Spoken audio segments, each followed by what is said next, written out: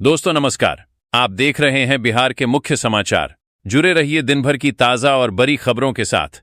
विकास, रोजगार, योजना, पेंशन, साथ ही साथ कृषि, मौसम, राजनीति, सभी खबरें एक एक करके विस्तार से। बने रहिए वीडियो में शुरू से अंत तक। आइए देखते हैं बिहार की ताजा समाचार। सुपौल। बिहार में मानसून के संभावित आगमन को देखते हुए राज्य सरकार ने बाढ़ और सुखाड़ जैसी प्राकृतिक आपदाओं से निपटने के लिए अपनी तैयारियां तेज कर दी हैं। आज गुरुवार को मुख्यमंत्री सम्राट चौधरी की अध्यक्षता में राज्य स्तर पर एक उच्च स्तरीय समीक्षा बैठक का आयोजन किया गया। वीडियो कॉन्फ्रेंसिंग के माध्यम से आयोजित इस महत्वपूर्ण बैठक में राज्य के सभी बाढ़ और सुखाड़ प्रभावित जिलों के वरिष्ठ अधिकारी जुड़े। बैठक का मुख्य उद्देश्य आगामी मानसून के दौरान उत्पन्न होने वाली किसी भी चुनौती से निपटने की पूर्व तैयारियों का बारीकी से आकलन करना था। पटना हाईकोर्ट में कल बुधवार 20 मई 2026 को 1158 केस सूचीबद्ध हुआ था। इसमें से 353 मामलों की सुनवाई कर निष्पादित किया गया। इसके पहले 2 दिनों 18 मई और 19 मई 2026 को 490 मामलों की सुनवाई कर निष्पादित किए गए थे। इस तरह ग्रीष्मकालीन अवकाश के पहले 3 दिनों में कुल मिलाकर वर्चुअल मोड पर गठित 9 बेंचों ने 843 मामलों की सुनवाई कर निष्पादित किया। आज 21 मई 2026 को 9 बेंचों के समक्ष 966 मामले सुनवाई के लिए सूचीबद्ध हुए, जिसमें 294 मामलों को सुनवाई कर निष्पादित कर दिया गया। बिहार के वरिष्ठ नेता शिवानंद तिवारी ने सोशल मीडिया पर 50 साल पुराना संस्मरण साझा करते हुए एक बड़ा खुलासा किया है। उन्होंने बताया कि जेपी आंदोलन के दौरान खुद जयप्रकाश नारायण ने उनसे माफी मांगी थी। लोहियावादी के रूप में राजनीति की शुरुआत करने वाले तिवारी ने कहा कि लालू नीतीश समेत उनकी पीढ़ी के तमाम शीर्ष नेताओं को जेपी आंदोलन ने ही नेता बनाया। उन्होंने बिहार की वर्तमान राजनीति पर चिंता जताते हुए कहा कि पिछले 50 वर्षों से जन सवालों पर कोई बड़ा संघर्ष नहीं हुआ, जिससे राजनीति की सफाई नहीं हो पाई और उसमें कई विकृतियां पैदा हो गईं। सुपौल। पिपरा बाजार स्थित भारतीय स्टेट बैंक एसबीआई की शाखा में देर रात शॉर्ट सर्किट से भीषण आग लग गई। देखते ही देखते आग ने पूरी बैंक शाखा को अपनी चपेट में ले लिया। बैंक बंद होने और मजबूत लोहे के ग्रिल लगे होने के कारण शुरुआती दौर में स्थानीय लोगों को आग बुझाने का रास्ता नहीं मिला, जिससे लपटें और विकराल हो गईं। खिड़कियों से धुआं और लपटें उठती देख इलाके में अफरा तफरी मच गईं। स्थानीय लोगों ने तुरंत इसकी सूचना पुलिस और दमकल विभाग को दी, जिसके बाद राहत कार्य शुरू किया गया। पश्चिम बंगाल विधानसभा चुनाव के नतीजों ने इस बार इतिहास पलट दिया है। बंगाल की सत्ता की चाबी अब भाजपा के हाथों में आ गई है और शुभेंदु अधिकारी राज्य के नए मुख्यमंत्री बन चुके हैं। लेकिन इस पूरे चुनाव का सबसे बड़ा और चौंकाने वाला उलटफेर भवानीपुर विधानसभा सीट पर देखने को मिला है। तृणमूल कांग्रेस की सुप्रीमो ममता बनर्जी को उनके अपने ही घरेलू गढ़ भवानीपुर में भाजपा उम्मीदवार और वर्तमान मुख्यमंत्री शुभेंदु अधिकारी ने 15,105 वोटों के कड़े अंतर से करारी शिकस्त दी है। ये जीत इसलिए भी ऐतिहासिक है क्योंकि ममता बनर्जी ने रैलियों के दौरान इस सीट को अपनी मां जैसा बताया था और दावा किया था कि भवानीपुर का हर एक इंसान उन्हें निजी तौर पर जानता है।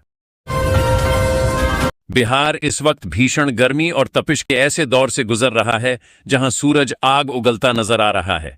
राजधानी पटना समेत सूबे के कई जिले झुलसा देने वाली गर्म हवाओं और लू की चपेट में हैं। मौसम विभाग ने गुरुवार को दक्षिण पश्चिम बिहार के 5 जिलों भोजपुर, बक्सर, कैमूर, रोहतास और औरंगाबाद में हीटवेव का रेड अलर्ट जारी कर दिया है। मौसम वैज्ञानिकों ने साफ चेतावनी दी है कि हालात बेहद संगीन और जानलेवा साबित हो सकते हैं।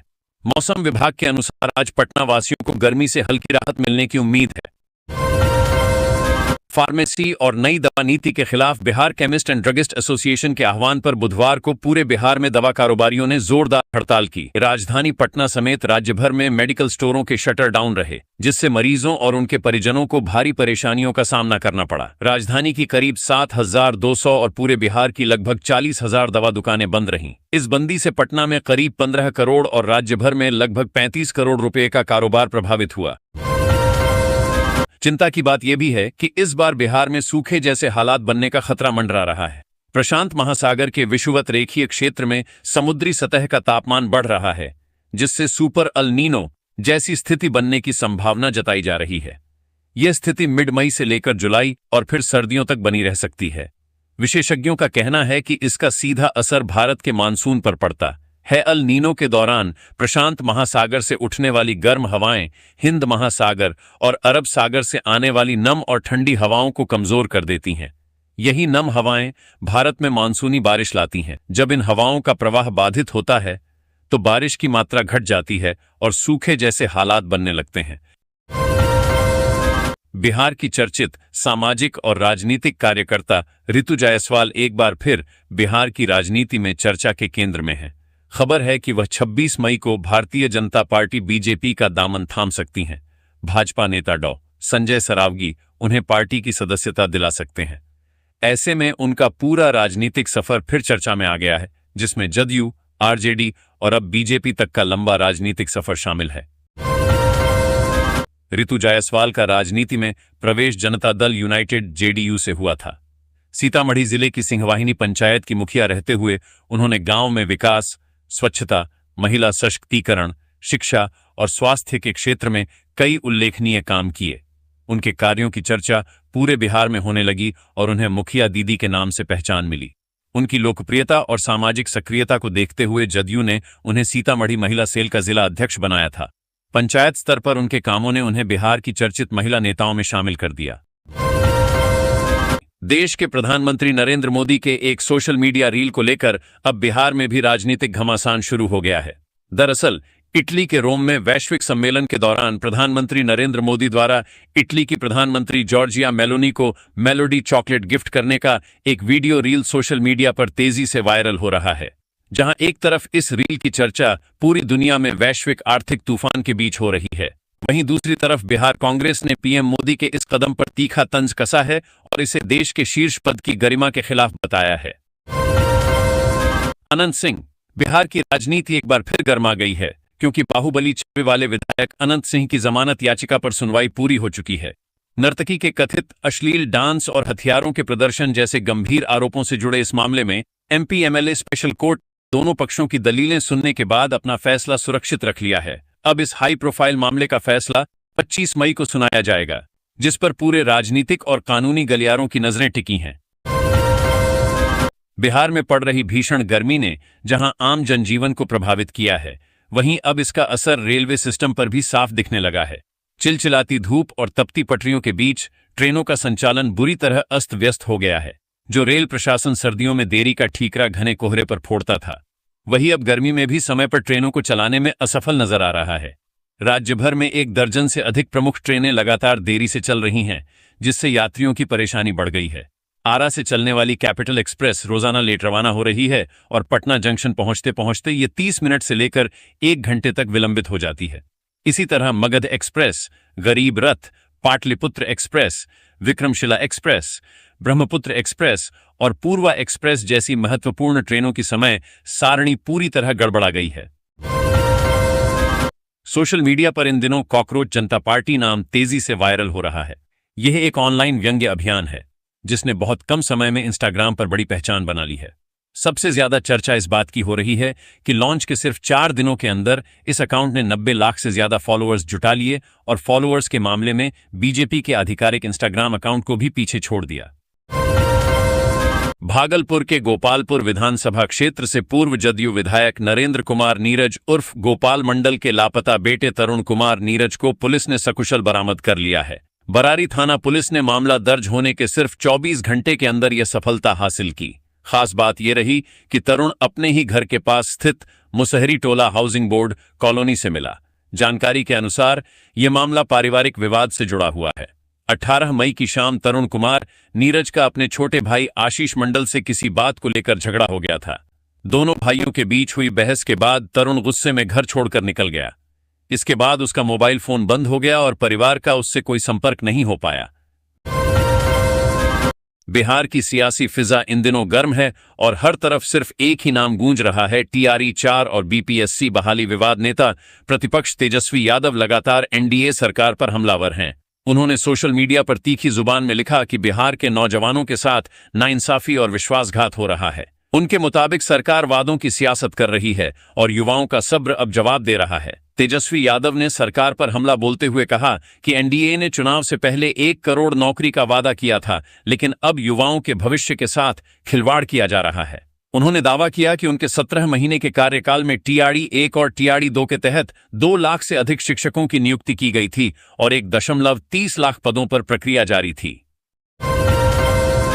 मोतिहारी के अरेराज स्थित सोमेश्वरनाथ महादेव नगरी में चल रहे सड़क चौड़ीकरण और नाला निर्माण कार्य की गुणवत्ता को लेकर बड़ा विवाद खड़ा हो गया है। स्थानीय लोगों का आरोप है कि यह विकास कार्य कागजों पर भले ही चमकदार दिखता हो, लेकिन जमीनी हकीकत पूरी तरह उलट है। ITI कॉलेज से जनेरवा तक करीब 22 करोड़ रुपए की लागत से हो रहे इस प्रोजेक्ट में भारी अनियमितताओं की बात सामने आ रही है। बिहार में जेठ की गर्मी अब लोगों पर भारी पड़ने लगी है। राजधानी पटना समेत राज्य के अधिकांश जिलों में तापमान भले ही 40 से 41 डिग्री सेल्सियस के बीच बना हुआ है, लेकिन हवा में नमी और लगातार बढ़ रही उमस ने लोगों का जीना मुश्किल कर दिया है। सुबह से ही चिलचिलाती धूप, गर्म हवाएं और पसीने ने आम जनजीवन को प्रभावित कर रखा है। पटना, गया, भागलपुर, मुजफ्फरपुर और दरभंगा जैसे शहरों में दोपहर के समय सड़कें अपेक्षाकृत खाली दिख रही हैं।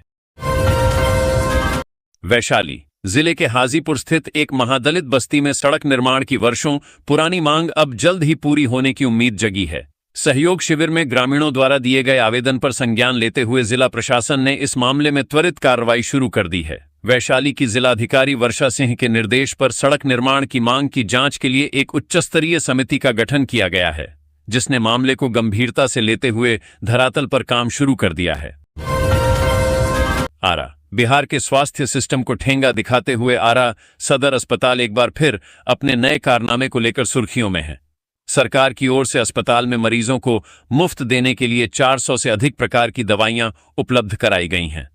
इसके बावजूद अस्पताल के इमरजेंसी वार्ड और OPD में सक्रिय दलालों के गठजोड़ के कारण गरीब मरीजों को मुफ्त दवाएं नसीब नहीं हो पा रही हैं।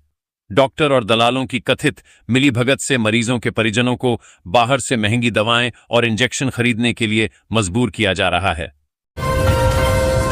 मोतिहारी पूर्वी चंपारण के पुलिस अधीक्षक स्वर्ण प्रभात ने जिले के कानून व्यवस्था को लेकर एक बड़ा और कड़ा फैसला सुनाया है। SP ने जिले के सभी DSP, सर्किल इंस्पेक्टर और थाना प्रभारियों को सख्त हिदायत दी है कि बिना किसी ठोस सबूत और उम्र के सत्यापन के किसी भी बुजुर्ग या नाबालिग बच्चे का नाम किसी मुकदमे में शामिल न किया जाए। उन्होंने साफ कहा कि अगर बिना वजह किसी वृद्ध या बच्चे को केस में घसीटा गया तो संबंधित पुलिस अधिकारी के खिलाफ कड़ी अनुशासनात्मक कार्रवाई की जाएगी। पटना के मनेर थाना क्षेत्र के जीवराखंड टोला दरवेशपुर में बुधवार की रात अज्ञात चोरों ने एक बड़ी चोरी की घटना को अंजाम दिया।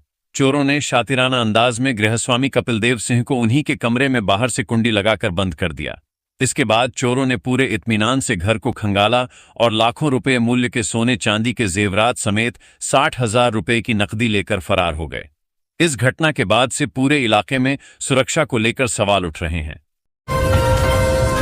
पटना के मनेर प्रखंड में गंगा नदी के कटाव को रोकने के लिए जल संसाधन विभाग द्वारा कराए जा रहे कटावरोधी कार्य में बड़े पैमाने पर धांधली और भ्रष्टाचार का मामला सामने आया है।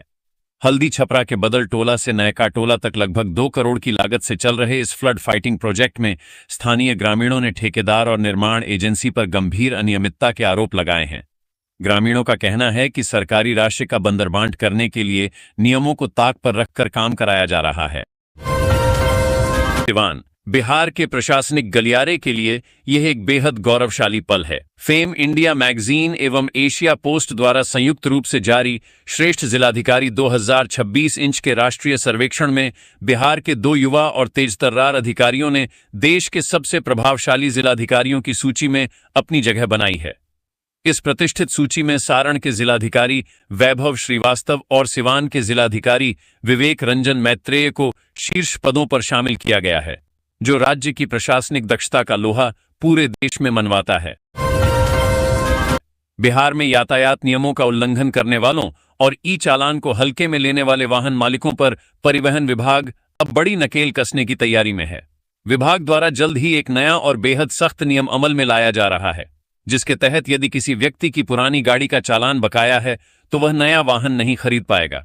राज्य में सड़क सुरक्षा को मजबूत करने और लोगों को यातायात नियमों के प्रति जिम्मेदार बनाने के उद्देश्य से इस कड़े नियम का खाका तैयार किया गया है।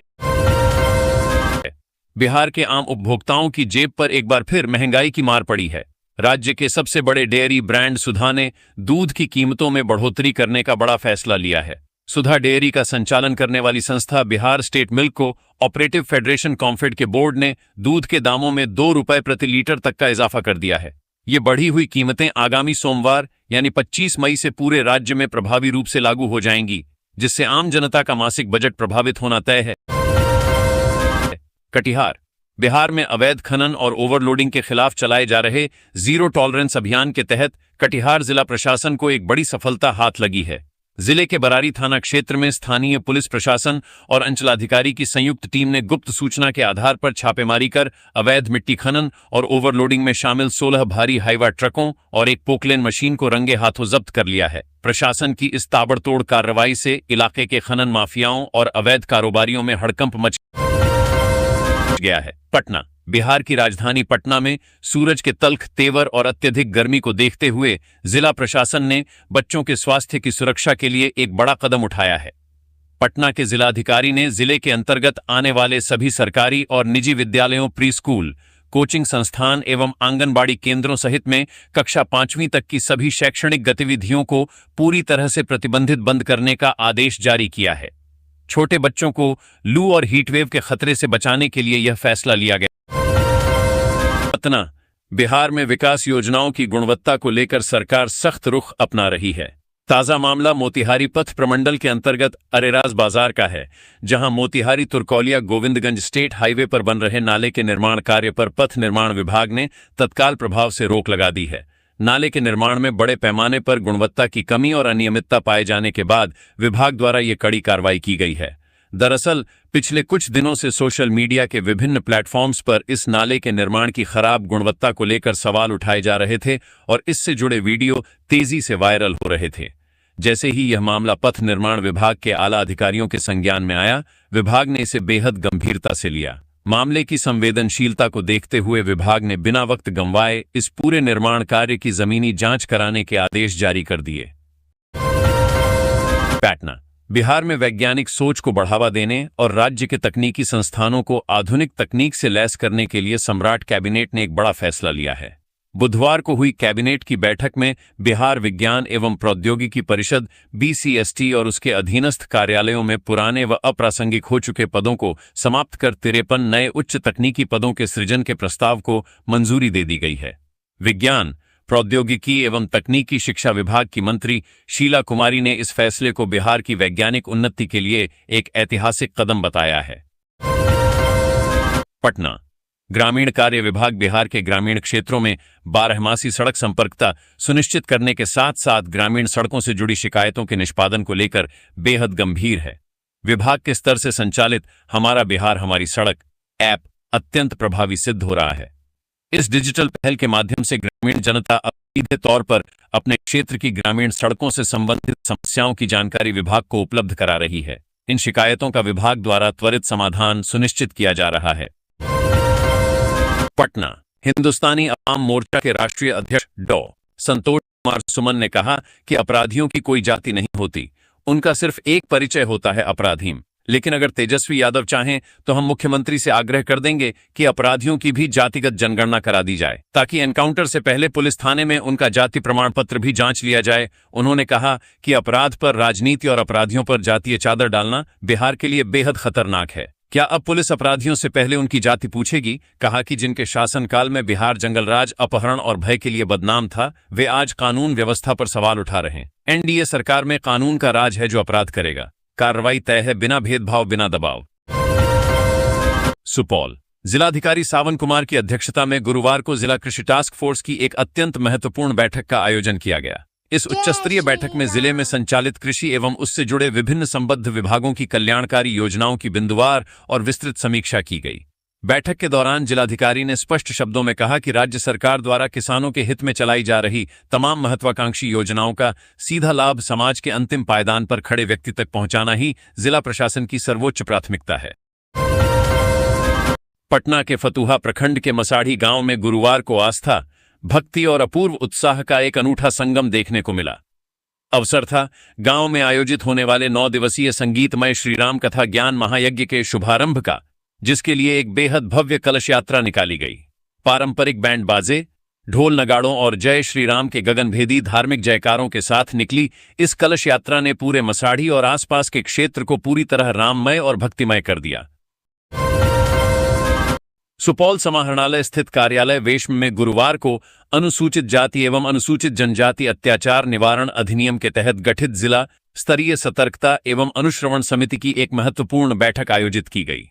जिलाधिकारी सावन कुमार की अध्यक्षता में हुई इस बैठक में पीड़ितों को मिलने वाली कानूनी व आर्थिक सहायता तथा विभिन्न थानों में लंबित कांडों की गहन समीक्षा की गई। बैठक में जिलाधिकारी ने स्पष्ट किया कि पीड़ित परिवारों को न्याय और सहायता पहुंचाना प्रशासन की सर्वोच्च प्राथमिकता है।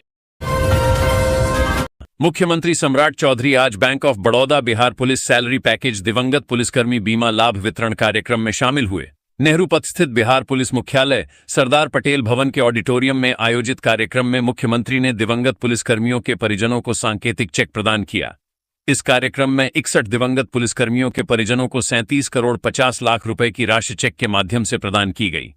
कार्यक्रम के दौरान मुख्यमंत्री को अपर पुलिस महानिदेशक बजट अपील एवं कल्याण संजय सिंह ने प्रतीक चिन्ह भेंट कर तथा बैंक ऑफ बड़ौदा के महाप्रबंधक सुब्रत कुमार स्वाई ने मुख्यमंत्री को पौध गुच्छ भेंट कर उनका स्वागत किया। बिहार पुलिस मुख्यालय के सभागार में गुरुवार 21 मई 2026 को एक विशेष और भव्य सम्मान समारोह का आयोजन किया गया। इस समारोह में मुख्यमंत्री सम्राट चौधरी ने कर्तव्य पालन के दौरान अपनी जान गंवाने वाले 60 दिवंगत पुलिसकर्मियों के परिजनों को वित्तीय सहायता प्रदान की। इसके साथ ही ड्यूटी के दौरान दुर्घटना का शिकार होकर दिव्यांग हुए एक पुलिसकर्मी को भी सम्मानित किया गया। मुख्यमंत्री ने बैंक ऑफ बड़ौदा की पुलिस सैलरी पैकेज योजना के तहत कुल 37 करोड़ 50 लाख रुपए की भारी भरकम राशि के चेक लाभार्थियों को सौंपे। भागलपुर जिले के ऐतिहासिक विक्रमशिला सेतु पर समानांतर बन रहे बेली ब्रिज का निर्माण कार्य अब बेहद तेज गति से आगे बढ़ रहा है।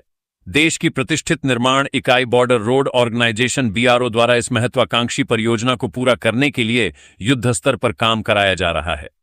अधिकारियों के मुताबिक निर्माण कार्य में तेजी आने से अब इस पुल का स्वरूप साफ नजर आने लगा है, जिससे भागलपुर सहित पूरे अंग क्षेत्र की जनता को जाम की विकराल समस्या से जल्द मुक्ति मिलने की उम्मीद जगी है। मुजफ्फरपुर जिले की पानापुर करियात थाना पुलिस ने त्वरित कार्रवाई करते हुए अपराध नियंत्रण की दिशा में एक बड़ी सफलता हासिल की है। पुलिस ने महज 3 घंटे के भीतर राहगीर से हुई मोबाइल लूटकांड का न सिर्फ सफल उद्भेदन खुलासा किया, बल्कि घटना को अंजाम देकर भाग रहे 4 शातिर अपराधियों को लूटे गए मोबाइल और वारदात में इस्तेमाल की गई मोटरसाइकिलों के साथ रंगे हाथों गिरफ्तार कर लिया है। मामले का विस्तृत खुलासा करते हुए एसडीपीओ वेस्ट 1 सुचित्रा कुमारी ने बताया कि बीते 20 मई को पानापुर करियात थाना क्षेत्र के रौतिनिया दुर्गा मंदिर के समीप एक राहगीर के साथ लूटपाट की घटना हुई थी।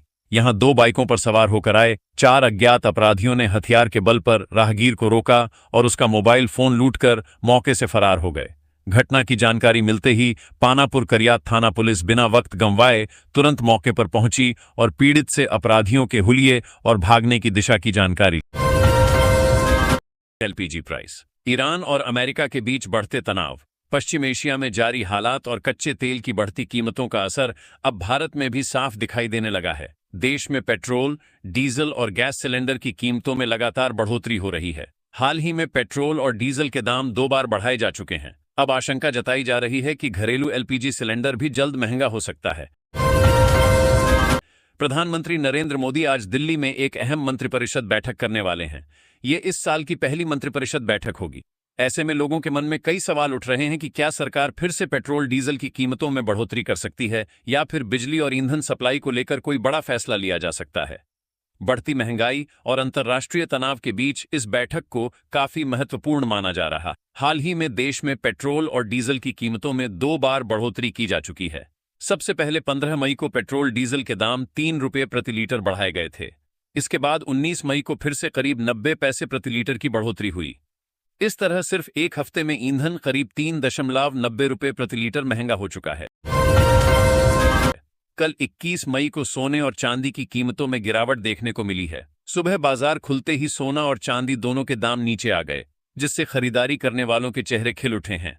आज सोना 500 रुपये से ज्यादा सस्ता हुआ है, जबकि चांदी में 2300 रुपये से ज्यादा की गिरावट दर्ज की गई है। MCX पर 5 जून डिलीवरी वाला सोना पिछले सत्र में 1,60,006 रुपये प्रति 10 ग्राम पर बंद हुआ था। आज ये 1,59,900 रुपये पर खुला। शुरुआती कारोबार में सोना 515 रुपये गिरकर 1,59,900 रुपये प्रति 10 ग्राम तक पहुंच गया। वहीं 3 जुलाई डिलीवरी वाली चांदी पिछले सत्र में 2,7,4,2,6,5 रुपये प्रति किलो पर बंद हुई थी। आज इसकी शुरुआत 2,7,2,2,7,5 रुपये से हुई और शुरुआती कारोबार में चांदी 2,291 रुपये गिरकर 2,7,1,9,7,4 रुपये प्रति किलो तक पहुंच